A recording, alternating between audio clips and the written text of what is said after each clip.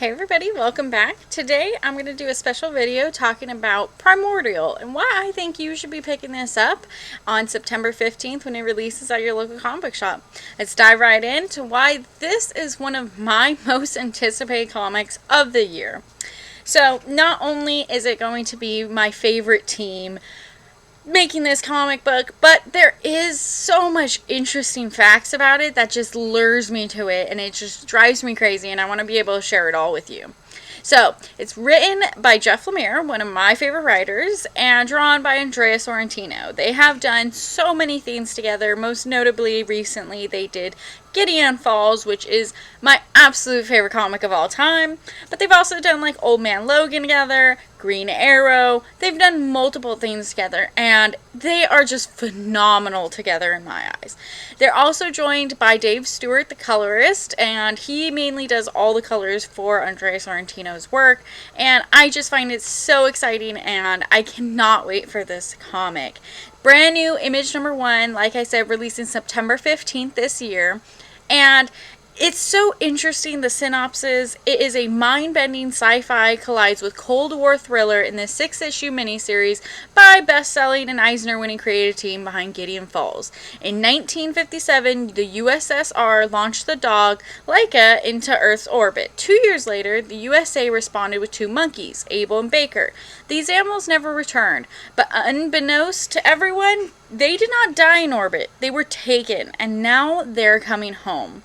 So, it is interesting how they are blending sci-fi, history, with a little bit of horror into it, which I like, and it's just so unique having these animals and being able to express these animals, and knowing that it's not going to be a human as your main character is very interesting, because I know drawing animals in particular, you have to really be able to like sympathize with them, make them be able to have expressions and emotions, and it just seems like that is going to be a very big challenge. However, in the previews, all I've seen is fantastic images of these animals. You could see how they're sad, why they're sad, things like that, if they're scared, nervous, and I just find that very fascinating.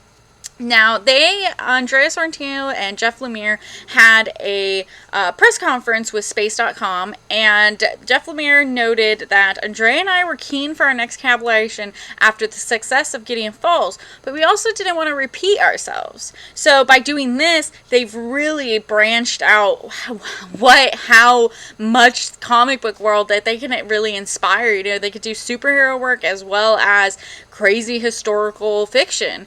And then Andrea Sorrentino adds, I think with Primordial, we are trying something totally new and different for us. This book is part Cold War thriller and part deep science sci-fi, but all grounded in an alternate history take on the first animals sent to space. This book is full of mystery, adventure, and intrigue, and Andrea and I have both tried to push ourselves into new storytelling territory.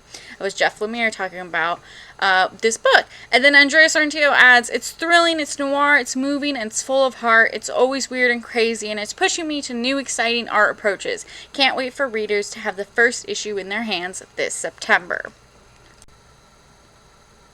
I also found on monkeyfightingrobots.com that they had a really great in-depth analysis about this preview in this comic, and I really just want to talk about what they've said and kind of elaborate on what I think about it and bounce off of it, because I think we do have some very similar comments on why we both are very interested in this. So, writing style. Jeff Lemire rewrites history in this issue, literally, and he wastes no time catching us up to speed. Either you remember his footnote in the history of space program or you don't.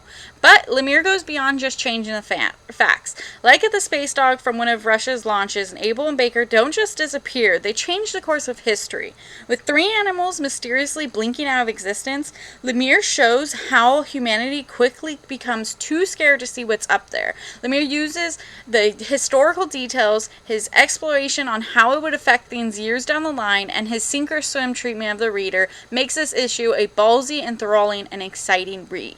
And I really like that aspect. I like the fact that he takes something that we know about, that what we think is what happened, but definitely changes it into his own perspective in his own world. And the way he does that is based off of our fears, based off of our knowledge of things, and, you know, kind of throwing us into a situation that we ourselves would not be capable of dealing with that problem, but having, you know, the space programs and things like that worry for us. And I just find that very, very interesting. It's definitely gonna keep me at the edge of my seat, which he always does.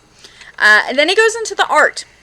And the art is something that I just absolutely admire. So having this, so Sorrentino is doing some of his best work in this issue.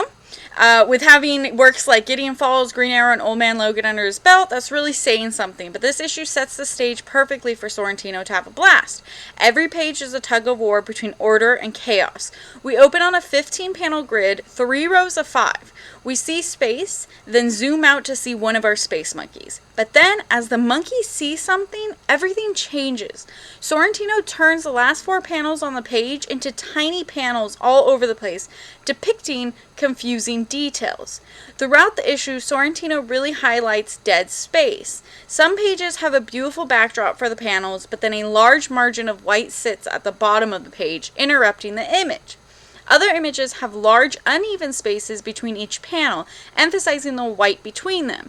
Even the actual words dead space tells us a little about what Sorrentino is doing here. He's highlighting our fears that we will lose control of our world, that chaos can come in at any moment, or even our fear of the vast, expansive canopy of dead space itself. This is why I love Sorrentino. I think Sorrentino absolutely thinks about every single panel, every single space that he is using in an image. I think Sorrentino's paneling is beyond superb of anybody else's panelings in the comic industry. I think Sorrentino is able to place certain objects in a way that makes us think about them. I mean, every time I read a Sorrentino comic, it takes me a long time to read because I just dissect every single panel so well. And I think that's what he wants you to do. I think he wants you to have all these tiny Easter eggs that you are thinking about while reading. And the fact that you're constantly thinking about dead space or like negative space in this matter is just superb in my eyes. Being able to do that is a tough challenge, and Sorrentino's excelling at it. It blows my mind. And then we go into the coloring. There's a gentle, soft coloring to much of this issue. Stewart uses pinks, purples, blues, and browns for most scenes. It feels like the whole issue is happening with the lights turned down. It's relaxing and beautiful. There's even a moment in the issue that specific calls for a rainbow. But Stewart colors the rainbow in soft purples, pinks, and oranges. It looks like the color of a popsicle or something off of a 70s movie poster. On one page, however, Stewart snaps out of his gentle dream. He uses neon yellow, bright green, dark reds, and vibrant purple. The whole page begs us to ask ourselves what's really going on. It makes us pass the lens of being in a historical moment. Instead, we're asked to look at the cruelty and panic beneath this page that's out of a history book.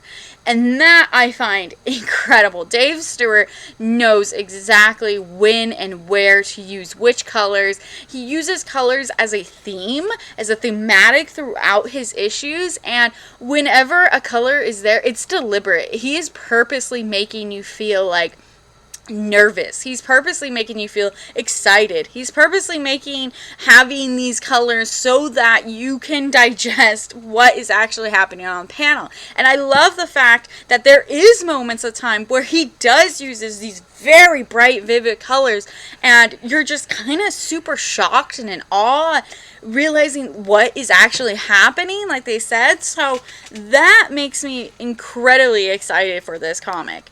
Also, we have the lettering, which, I mean, you can't not talk about the lettering. Lettering is very important in comic books, so Wands makes a point of giving an orderly and scientific feel to much of the lettering. Timestamps appear on several pages, and they often show up as white lettering on a small black text box. It has the look of something churned out of a label maker, like something used in an official dozer. But things change up when the issue gets a little supernatural. On the left-hand page, the caption boxes are flat and simple, but on the right-hand page, they pop out like the words are written on the side of a cube. up. With this slight difference, Wands hints at a new reality that can bend and warp everything, even the way this story is being communicated. And that is also very important. I mean, lettering itself is very challenging, especially because you have to work with not only, the writer, but you have to work with the artist. You have to know where to put the bubbles. You have to know where to put the writing and things like that. And it looks like this whole team communicates so well that it just flows so naturally. Like, Andrea Sorrentino purposely leaves black boxes for those timestamps, thinks about every single moment, thinks about where the colors should be. Everything just seems like such a great team and a team effort, and I am so thrilled and excited for this.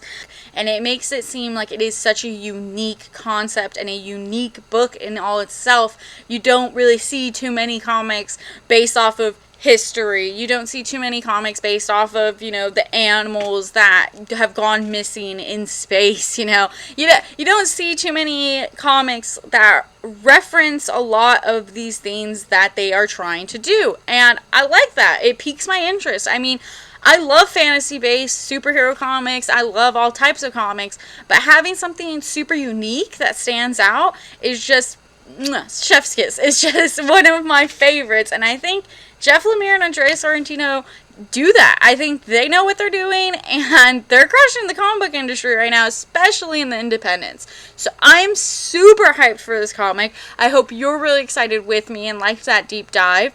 Go ahead and pre-order this comic at your local comic book shop. Like I said, it releases September 15th. Hope you guys all enjoyed. Have a great day.